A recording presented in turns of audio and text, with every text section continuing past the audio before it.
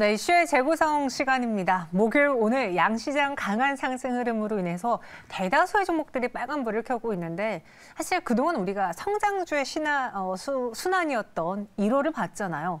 그 1월 이후에 이 성장주들이 다시 돌아올 수 있는지 부활할 수 있는지 가장 대표적인 2차 전지에 대한 이야기 나눠보도록 하겠습니다. 이번 시간 김진만 팀장과 함께하도록 하죠. 어서 오세요. 네, 안녕하세요. 네, 안녕하세요. 그러니까 오늘 우리 증시에서 성장주들이 반등할 수 있었던 게 사실 미국 증시에서 그렇게 빠지던 나스닥이 강하게 올라오면서였거든요. 그 배경에는 우리 2차 전지 대표로 볼 수 있는 전기차 대표로 볼 수 있는 뭐 테슬라, 리비안 그리고 루시드가 다 폭등을 했던데 테슬라는 뭐 로봇으로 한번 쭉 밀렸다가 다시 끌어올렸습니다. 이들이 반등할 수 있었던 배경 무엇이었나요? 일단은 전체적으로 봤었을 때 사실 오늘 한국 시장도 저는 약하다고 봐요. 아, 이제 왜요? 저는 진짜 정말 아쉬웠던 게 이제 한국 시장 시작하려고 하니까 나스닥 선물이 안 좋더라고요. 맞아요.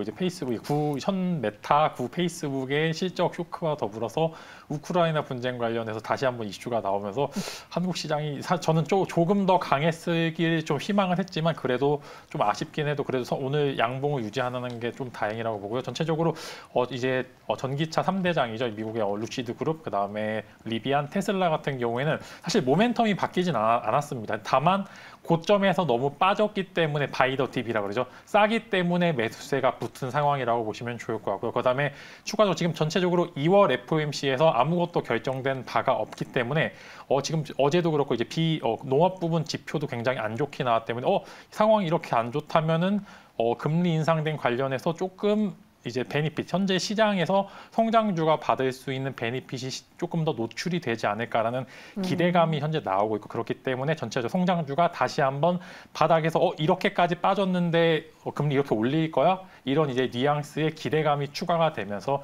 다시 한번 시세를 분출했다라고 보시면 좋을 것 같고 전체적으로 LG 에너지 솔루션 관련된 이슈도 있었습니다. 이제 전체적으로 공장 증설, 그다음에 추가적으로 합작사, 공장 증설 본격화 등 여러 가지 기사가 동반이 되면서 전체적으로 한 번 정도 저 한국 시장도 워낙 2차 전지 관련주들의 흐름이 많이 안 좋았었기 때문에 기술적 반등에 약간의 순풍이 불었다 정도로 좀 보시면 좋을 것 같습니다. 네, 말씀하신 것처럼요. 나스닥의 성장주들이 반등할 수 있었던 배경은 물론 실적이 잘 나온 애플도 있었지만 가격적으로 많이 빠졌는데 이 가격이면 다시 사봐도 되지 않을까라는 심리 더하기 금리 인상에 대해서도 우리가 되려 너무 지레짐작하면서 먼저 매를 맞지 않았나 그런 심리까지 반영되면서 이들이 반등했다고 평가하셨습니다. 그럼 국내 시장도 오늘장은 반등하고 있는데 우리의 성장주들도 다시 주도주 자리로 매김할 수 있을까요? 저는 내일 매김할 수 있다라고 보고요. 이제 조금 전체적으로 막 역사를 봤었을 때 이런 이제 금리 인상 시기에 오히려 인플레이션 관련주 혹은 이제 뭐 예를 들어 철강이나 중공업 관련주 현재의 매출이 나오는 섹터를 잘못 매수하셨다가 그 사이클이 10년, 5년, 20년 이렇게 깊게 나오셔서 결국에 나오지 못하시는 분들도 굉장히 많고 이전 사이클에서 아직도 탈출을 못하셨던 분들도 굉장히 많은데 결국 금리 인상은 어차피 필수 불가결한 상황입니다. 근데 결국에 다시 주가가 회복됐을 때 누가 올라가느냐에 따라서 누가 오르냐에 따른 질문을 물어봤었어요. 저는 그래도 성장주들이 주도 섹터, 지금 섹터 자체가 이제 아직 기존의 작년에 주도주였던 성장 섹터는 아직 그 모습이 온전히 드러나진 않았습니다. 아직도 전기차 침투율도 10% 미만의 모습을 보여주고 있기 때문에 앞으로 향후 조금 이제 금리 인상된 관련 이슈가 마무리된다면 오히려 더 빠른 속도로 성장주들의 안정화를 이룰 수 있고 그 안에서 영업이익률이나 매출액이 기하급수적으로 이제 증가하는 기업들은 더욱더 좀 프리미엄이 붙지 않을까라는 그런 말씀도 드릴 수 있을 것 같습니다. 성장주들이 다시 올라올 수 있을 것이다. 주도주 자리매김할 수 있을 것이다. 그럼 우리가 최근에 성장주로 봤던 게 제약바이오는 살짝 이제 많은 분들이 2차 전지로 인해서 흥미를 좀 잃으신 것 같고 카카오 네이버는 워낙 많이 빠져서 투자 심리가 급격히 위축되어 있고 그러다 보니 역시 믿을 건 2차 전지밖에 없어라고 생각하시는 분들이 많더라고요. 증권가에서도 2차 전지주를 다시 주목하라라고 하는데 동의하시는지요? 동의 충분히 하고 있고 다만 이제 한 번 정도 금리 인상 시기 맞춰서 한 번 정도 추가적으로 강한 하락세가 있을 가능성은 충분합니다. 그렇지만 현재 구간에서는 FOMC 전까지는 단기적으로 충분히 반등 자리를 노려볼 수 있는 그런 3월 FOMC요? 네, 3월 FOMC 이전까지는 한 번 정도 기술적 반등 반등과 추가적으로 이제 금리 인상에 대한 약간의 베스트 의견이 제시가 된다면은 조금 더 이제 한 번 정도 추가적인 상승이 있을 것 같고 이제 3월에 좀 이벤트들이 있습니다. 뭐 FOMC도 이제 3월 19일 정도, 17일, 19일 정도 요 라인에 이루어지고 그다음에 3월에 LG 에너지 솔루션의 MSCI 편입이 있습니다. 이렇게 된다면은 수급 자체가 한 번 정도 꼬일 수 있습니다. 그래서 그 부분이 약간의 2차 전지 관련주들의 리스크로 보실 수 있기 때문에 저는 지금 정도는 아직 성장주들이 본격적으로 자리를 잡기에는 한 번 정도 하락은 충분히 있을 수도 있기 때문에 요즘 같은 경우에는 뭐 정말 10% 이상, 뭐 20% 이상의 수익률을 기대하기보다는 좀 이제 방망이를 짧게 잡죠. 이제 그 예를 들어 좀 수익률을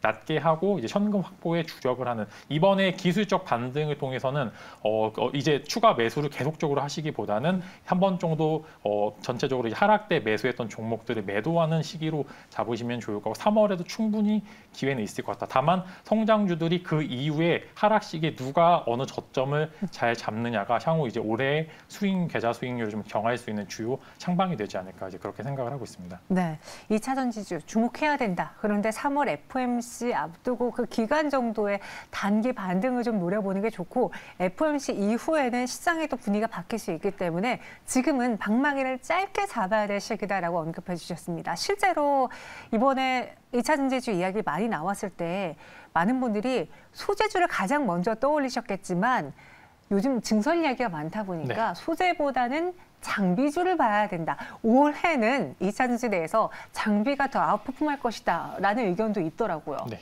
동의합니다.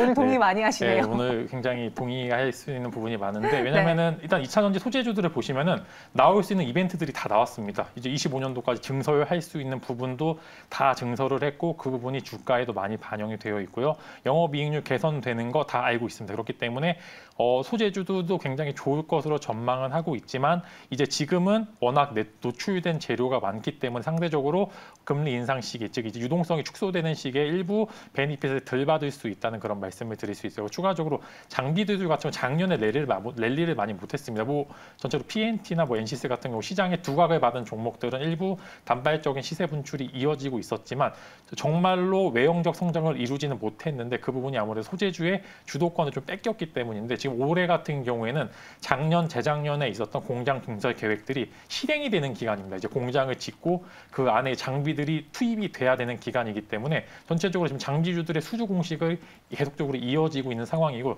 이제 매출과 영업이익도 계속적으로 증가하고 있는 상황이기 때문에 이 부분에 있어서 장비주들이 올해 주도주가 될 가능성이 소재주보다 조금 더 높고 워낙 시가총액 차이가 많이 나서 비교하기도 조금 그렇지만 그래도 장비주들이 조금 더 주가 상승률의 탄력성은 훨씬 더 있을 가능성이 높은 상황입니다.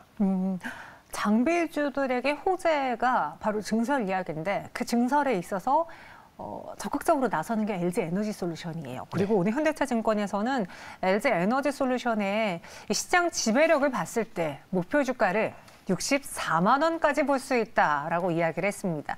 64만 원이면 뭐 시총이 얼마인가 싶긴 한데 현재 또 LG 에너지 솔루션이 오늘장 49만 원까지도 상승을 했거든요. 49만 원대까지. LG 에너지 솔루션의 2차 전지 지배력을 봤을 때 64만 원 타당할까요?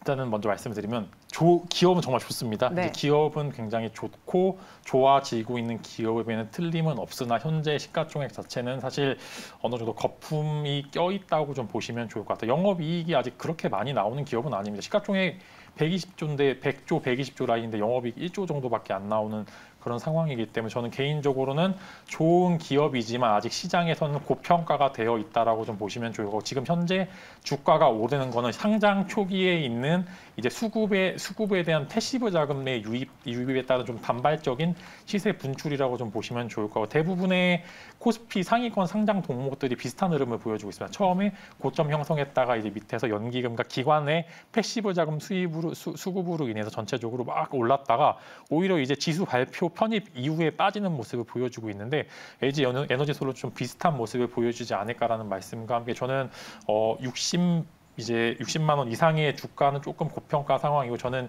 일단 현재 다 이제 예를 들어 한국의 저평가 기업은 굉장히 많습니다. 그렇죠. 그만큼 한국은 그만큼 이제 지리적인 요건상 외부 요인들이 워낙 많기 때문에 저평가 주식은 워낙 많고 LG 에너지 솔루션도 그 안에 일부 포함이 될 수도 있겠지만 현재는 적정중 평가 이상의 평가를 받고 있는 구간이기 때문에 저는 개인적으로는 LG 에너지 솔루션의 성장은 오히려 반대로 2차 전지 전체적으로 수급의 악화를 이룰 수밖에 없는 상황으로 계속적으로 이제 좀 단기 악재로 보일 수 있는 상황이기 때문에 저는 LG 에너지 솔루션 적정 주가는 55만 원 정도, 이제 40만 원 저는 되게 넓게 좀 보고 있습니다. LG 에너지 솔루션 같은 경우에는 50만 원에서 60만 원 정도가 좀 적정 평가고 만원이 정말 성장까지 해서 올해 아웃퍼폼을 다 포함했었을 때 60만 원 정도까지 제시하고 저는 이제 50만 원 정도 구간이 좀 적정 구간이라고 좀 말씀을 드리겠습니다.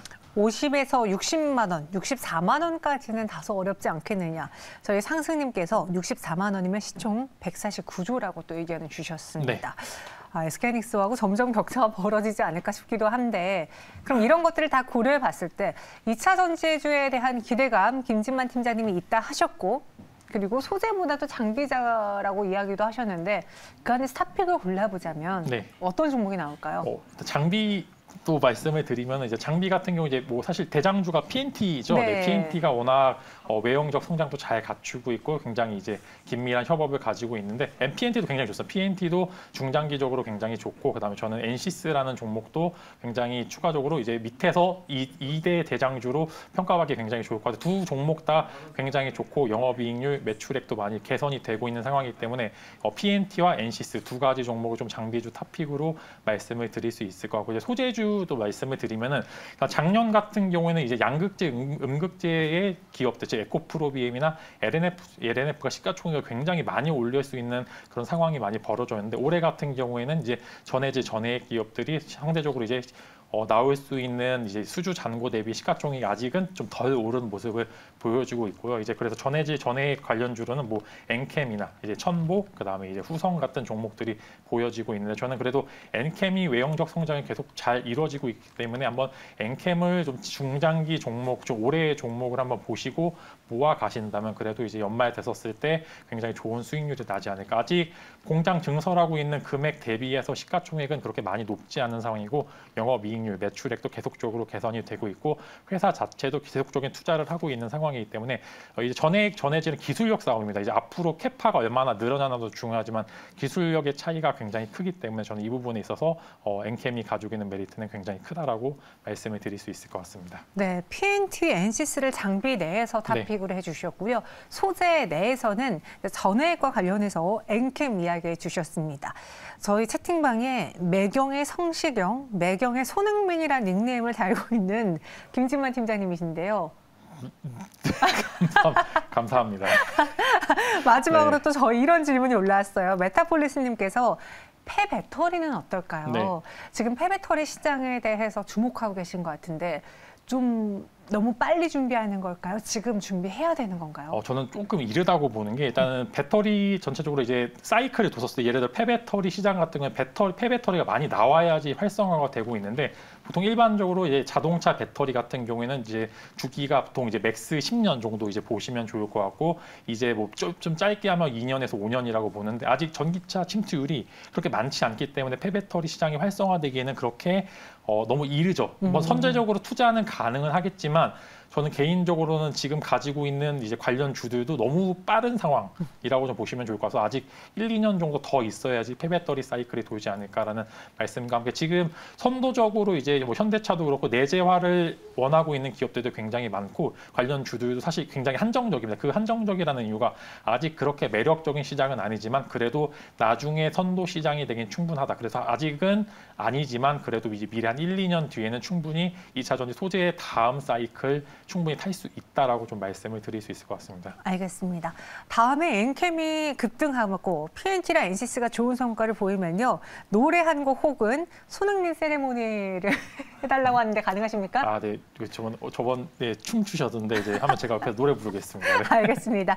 네, 오늘 김진만 팀장님과 함께 성장주의 부활, 그 안에서 2차 전지의 위치는 어떨까 한번 이야기 나눠봤고요. 잘 참고해 보시기 바라겠습니다. 김진만 팀장 여기서 인사드릴게요. 고맙습니다.